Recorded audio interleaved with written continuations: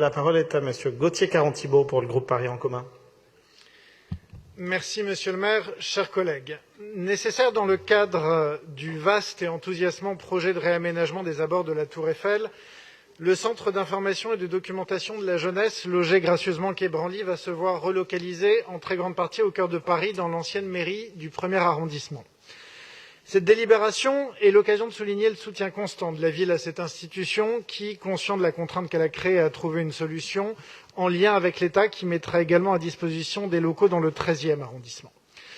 J'ai l'impression, comme mon collègue Nicolas Bonnet-Houlatch, que nous apprenons des choses à Madame Evren, mais cela ne m'étonne pas car nous aurions aimé être aidés par la région puisque le CIDJ est également un centre régional.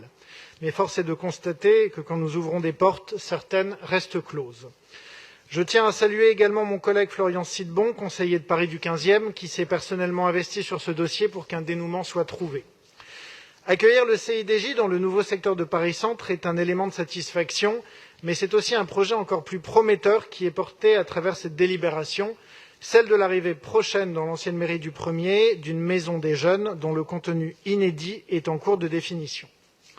300 000 jeunes parisiennes et parisiens, dont un très grand nombre ont souffert et souffrent encore des conséquences sociales et économiques de la crise sanitaire, pourront ainsi bénéficier d'un lieu où l'on va, grâce auquel on aura accès à des informations et une orientation, mais aussi au sein duquel on pourrait y trouver très concrètement une réponse, une solution, un service.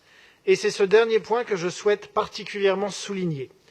Trop souvent, la question des multiples points d'entrée des pluriacteurs est réglée par des guichets concertés. Si vous ne comprenez pas cette phrase, c'est que le résultat est pire dans la réalité vécue par les usagers. L'intérêt de ce projet innovant est de pouvoir regrouper directement sur un même lieu l'ensemble des services qui peuvent permettre aux jeunes de trouver les moyens de s'épanouir à Paris. Depuis le début de mon intervention, j'ai bien fait attention de ne pas dire la jeunesse, mais bien les jeunes, car ils sont multiples.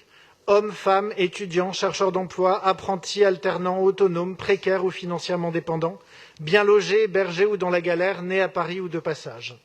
C'est donc tout naturellement, pour définir les services que l'on y trouvera, qu'une concertation a été lancée associant des jeunes du Conseil parisien du même nom, des volontaires du service civique, des résidents de foyers de jeunes travailleurs, des usagers d'équipements qui leur sont dédiés ou encore des jeunes engagés dans des associations. Si le projet est encore en cours de définition, des besoins ont d'ores et déjà été identifiés qui pourront être remplis par des dispositifs déjà existants mais éparpillés sur l'ensemble du territoire parisien. Ils prendront place, comme vous l'avez déjà mentionné, Madame Bidard, un point Paris Emploi et un point d'accès aux droits, tous deux dédiés à la jeunesse, ainsi que justement le CIDJ qui fait l'objet de cette délibération. D'autres thématiques ont été relevées, comme notamment la santé, le logement, l'engagement, la solidarité, les vacances et les loisirs, qui pourront être traités sur place par des partenaires de la ville grâce effectivement à la gratuité de la mise à disposition des locaux. Des salles de l'ancienne mairie du 1er seront également mises à disposition des associations créées par les jeunes et la période a pu montrer toutes leurs initiatives. Cette période, justement, Monsieur le maire, chers collègues, cette période qui nous force à aller vite et à répondre à cette demande de solidarité qu'ont manifesté les jeunes et à laquelle le gouvernement ne veut répondre autrement que par la reprise de la croissance. Ainsi, nous verrons avant l'été les premiers services de santé ou de distribution alimentaire s'installer avant une montée en charge à partir de septembre.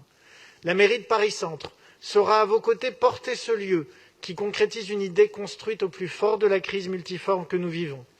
D'autant que ce lieu, ancienne mairie, ancienne maison du peuple, a vocation à rester largement ouverte sur ses riveraines et riverains, notamment à travers l'ouverture d'un lieu d'exposition dans son beffroi, une végétalisation de l'esplanade et l'installation d'un tiers-lieu de convivialité en journée. Tant de projets auxquels les conseils de quartier seront ravis de participer, je n'en doute pas.